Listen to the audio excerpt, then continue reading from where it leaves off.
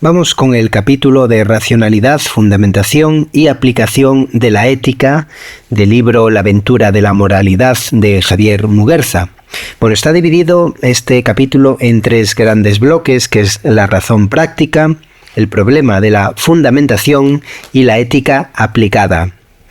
Empezamos entonces con la razón práctica. En este punto de partida de este tema, la distinción principal es entre ética y moral. Ética y moral. Ambas provienen de raíces distintas, ya lo hemos visto en diferentes puntos del grado, la griega ethos y la latina mos. Y aunque a veces se usan como sinónimos, sabemos ya que hay una diferencia fundamental, y es que la moral es el conjunto de normas y valores que rigen la conducta. La moral es el conjunto de normas y valores que rigen nuestra conducta. Es decir, esto sería como el plano vivido, o sea, lo que vivimos. La moral es lo que vivimos, mientras que la ética es la reflexión crítica y, por supuesto, filosófica sobre dichas normas vividas. Es decir, que la ética estaría en el plano de lo pensado, de lo teórico, y la moral estaría en el plano de lo vivido. Esta diferencia nos remite a la distinción entre un primer orden de acción normativamente inspirada y un segundo orden de reflexión crítica, es decir, un primer orden que nos la inspira alguien o nos la obliga a alguien, y un segundo orden que es cuando nosotros reflexionamos críticamente. Aranguren lo formula con gran claridad, o lo formuló con gran claridad al hablar de una moral vivida frente a una moral pensada. Moral vivida frente a moral pensada. Y se puede asociar también a la diferencia entre una ética normativa, la de la moral, y una ética crítica, que sería la ética entendida como esa ética de segundo orden o ética de reflexión crítica. El estudio de la ética exige, por tanto, el uso de la razón. El estudio de la ética exige el uso de la razón, pero no de cualquier razón, sino la razón práctica. Kant distinguía entre la razón teórica, que era la que se ocupaba de conocer lo que es, y la razón práctica, la que orienta nuestra acción sobre lo que debe ser. Razón teórica se ocupa de conocer lo que es. Razón práctica orienta nuestra acción sobre lo que debe ser. Sin embargo, esta distinción tiene unas raíces muy claras en Aristóteles, quien ya advertía que no puede exigirse el mismo rigor en todos los tipos de razonamiento. No puede exigirse el mismo rigor en todos los tipos de razonamiento.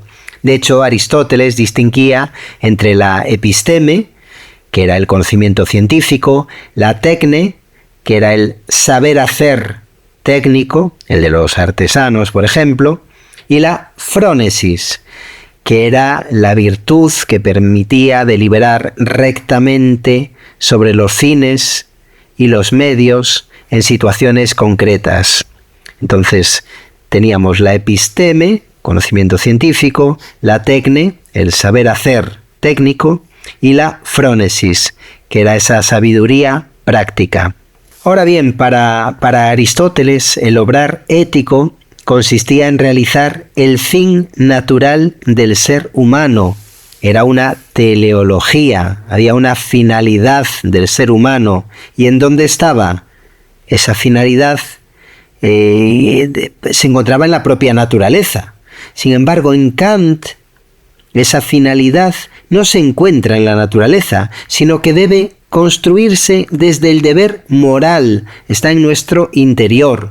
Por eso la de Aristóteles era una teleología y la de Kant una deontología. Telos de finalidad, deonto de deber moral. Y aquí realmente este es el gran giro kantiano. La ética deja de apoyarse en lo que es decir, una ontología, un estudio del ser, para sustentarse en lo que debe ser, una deontología, aun cuando eso no haya existido nunca ni sea esperable realmente. Así, los fines morales son una elección racional y no un destino natural. Entonces, este es el gran giro.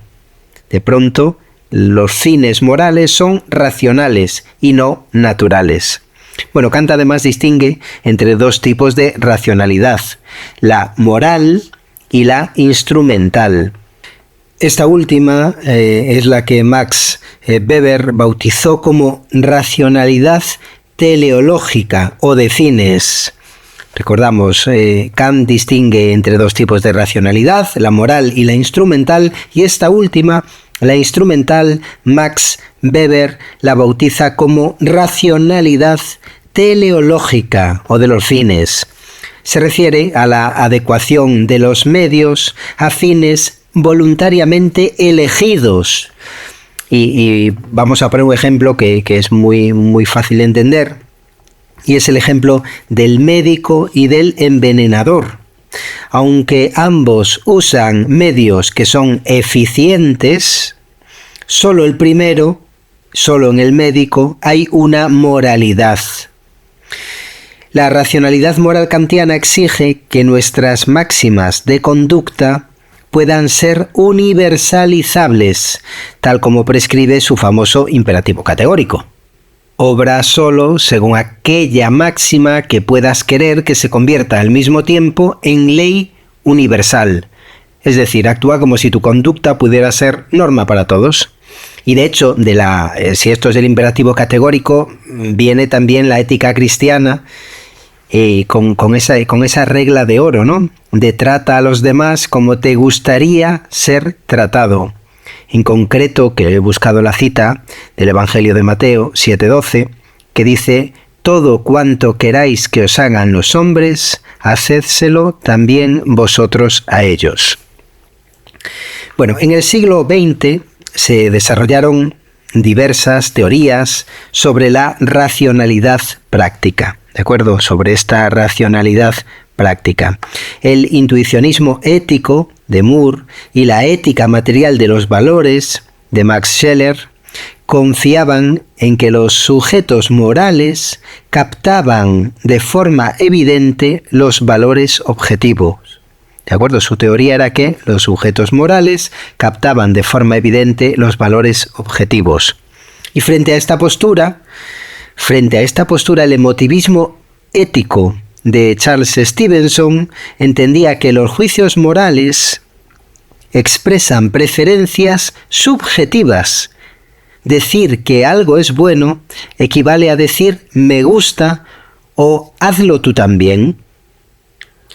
Por otro lado, el prescriptivismo ético de Richard Hare se alejaba, Hare o Hare, como le queráis decir, el prescriptivismo ético se alejaba de esto, proponiendo una racionalidad deductiva de las normas.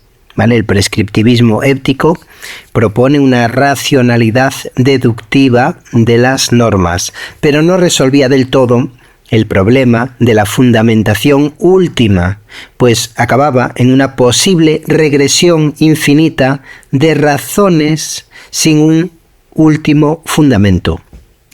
Y aquí aparece ya la necesidad de una metaética, un plano de tercer orden destinado a analizar los presupuestos de la reflexión ética misma.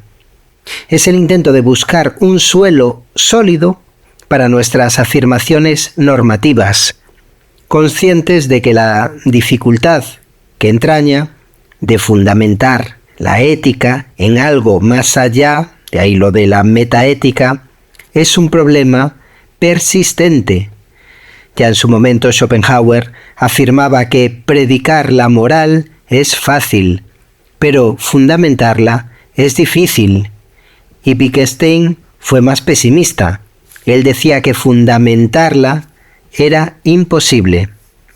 Entonces, estas dos frases de Schopenhauer al respecto de la metaética, decía que predicar la moral es fácil, pero fundamentarla es difícil, y de Wittgenstein, que decía que fundamentarla es imposible. Nos las anotamos. Bueno, vamos ahora con el segundo bloque, que está referido a esto último que acabamos de hablar. El problema de fundamentar la ética. Bueno, la metaética, tratar de buscar algo más allá de la ética, asume este reto de justificar la ética desde un lugar más profundo. El propio Wittgenstein, aunque decía que sobre lo que no se puede hablar hay que callar, no pudo resistirse a hablar de ética, manifestando en su conferencia sobre ética de 1930 su perplejidad ante la tensión entre la necesidad y la imposibilidad de hablar del bien. Autores como Alasdair MacIntyre, o como se pronuncie, menos mal que el examen es escrito y no oral, en su obra Tras la virtud y en 3 versiones rivales de la ética, sostuvo que tanto la Ilustración como Nietzsche fracasaron en proporcionar una base ética y sólida, y propuso un retorno a la tradición aristotélico-tomista como vía de recuperación moral, reivindicando una ética de la virtud anclada en formas de vida concretas. Frente a él, Karl Otto Appel formuló una ética discursiva, anclada en este caso en la hermenéutica y el giro lingüístico. Influido por Wittgenstein, Appel propone superar la pluralidad de juegos de lenguaje mediante la idea del lenguaje como una forma de vida común, descubriendo una base comunicativa en todos ellos, descubriendo una base comunicativa en todos los lenguajes. Su idea central es la de una comunidad ideal de comunicación. Una comunidad ideal de comunicación, Karl Otto Appel, compuesta por sujetos racionales que dialogan sin coacción. El consenso entre los miembros de esta comunidad ideal se convierte en la base de validez de las normas morales. Appel formula su principio de la siguiente forma: obra siempre como si fueras miembro de una comunidad ideal de comunicación, trasladando de esta forma la conciencia trascendental kantiana al plano intersubjetivo. Lo saca de la conciencia del uno para pasarlo al intersubjetivo. Sin embargo, esta formulación ha sido criticada por ser una especie de consensualismo trascendental poco realista, olvidando a los individuos reales. Appel, al sustituir al sujeto individual por un sujeto ideal colectivo, iría más allá incluso que Kant, quien nunca llegó a abandonar la centralidad del sujeto moral individual. Por su parte, el discípulo de Appel, Jürgen Habermas, asume el proyecto de la ética discursiva, pero se distancia del trascendentalismo extremo. Se distancia de ese trascendentalismo extremo. En su propuesta, lo importante no es tanto el resultado del consenso, como las condiciones del proceso deliberativo, o sea, cómo llegamos a ese consenso. No tanto el resultado, sino cómo es el proceso para llegar a ese resultado. Y reformula el imperativo kantiano de universalización desde un enfoque también intersubjetivo. No basta con que uno quiera universalizar su máxima, sino que debe someterla a debate público para que todos puedan aceptarla racionalmente. Lo que se busca no es el asentimiento interior, como en Kant, sino la aceptación racional común. La diferencia clave entre Habermas y Apple radica en el nivel de exigencia. Y es que Habermas sustituye la fundamentación última por la justificación racional. Pasamos de la fundamentación última a la justificación racional en una situación ideal de diálogo. Su objetivo no es alcanzar verdades últimas, sino asegurar procedimientos legítimos para debatir lo justo. Y aquí llegamos a la ética aplicada. Llegados a este punto, esta ética aplicada surge como una respuesta a la necesidad de trasladar los principios generales de la ética a contextos concretos y reales. Aquí es donde se pone a prueba la validez práctica de la ética discursiva y otras propuestas. Frente al universalismo abstracto de Apple se contrapone el universalismo concreto que inspiró la Declaración Universal de los Derechos Humanos de 1948. Sus críticos argumentan que Apple presupone gratuitamente la posibilidad de un consenso universal que solo se ha conseguido históricamente en contadas ocasiones. La globalización ha revelado la dificultad real de alcanzar un consenso ético entre culturas, con el consiguiente riesgo del choque de civilizaciones. La globalización ha revelado la dificultad real de alcanzar un consenso ético entre culturas. John Rawls, por su parte, opta por un modelo que da prioridad a la justicia sobre las concepciones particulares del bien. Opta por un modelo que da prioridad a la justicia sobre las concepciones particulares de cada sujeto del bien. En una sociedad plural puede no haber acuerdo sobre lo que es bueno, pero sí puede alcanzarse un consenso sobre lo que es justo. Sí puede alcanzarse un consenso sobre lo que es justo, dice Rawls. Propone entonces lo que él denomina consenso por superposición, que funciona como una especie de contrato social moderno. Diferentes concepciones del bien coinciden en aceptar un marco común de justicia, sin imponer una ética sustantiva concreta. Diferentes concepciones del bien coinciden en aceptar un marco común de justicia, sin imponer una ética concreta, una ética sustantiva concreta. Adela Cortina se suma a este debate proponiendo una ética aplicada que supere el dualismo entre sociedad civil y sociedad política. Su fórmula es mucho más realista. Obra siempre de modo que tu acción vaya encaminada a sentar las bases de una comunidad ideal de comunicación. La diferencia con Apple es sutil pero decisiva. Ya no se presupone que la comunidad ideal exista, sino que debemos trabajar para hacerla posible. Esa es la diferencia con la frase. La frase de Apple era: obra siempre como si fueras miembro de una comunidad ideal de comunicación, como si ya lo fueras.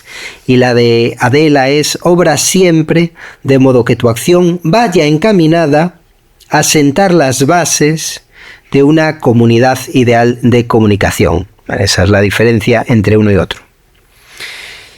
Ejemplo de ello, por ejemplo, serían los comités de ética, que serían los espacios donde se debaten temas sensibles como el aborto, la eutanasia o la bioética médica. No desde postulados absolutos, sino desde el diálogo y el respeto a las convicciones individuales. Finalmente, este debate ético se va a proyectar a la política internacional. Kant desconfiaba de un Estado mundial, temiendo que derivase en un imperio despótico. Por eso su propuesta era la Liga de Naciones, que inspiró a la ONU. Pero esta arquitectura internacional basada en el derecho se ve hoy amenazada por la doctrina de la guerra preventiva, que convierte la ley internacional en una herramienta de poder, sustituyendo el imperio de la ley por la ley del imperio. Así, la ética aplicada no puede ser ingenua, debe tener presente los límites de la razón práctica, los retos del consenso, la diversidad de culturas y la posibilidad de la disidencia, sin olvidar, como dice Muguerza, que siempre debe quedar espacio para el imperativo de la conciencia individual y el derecho a decir no.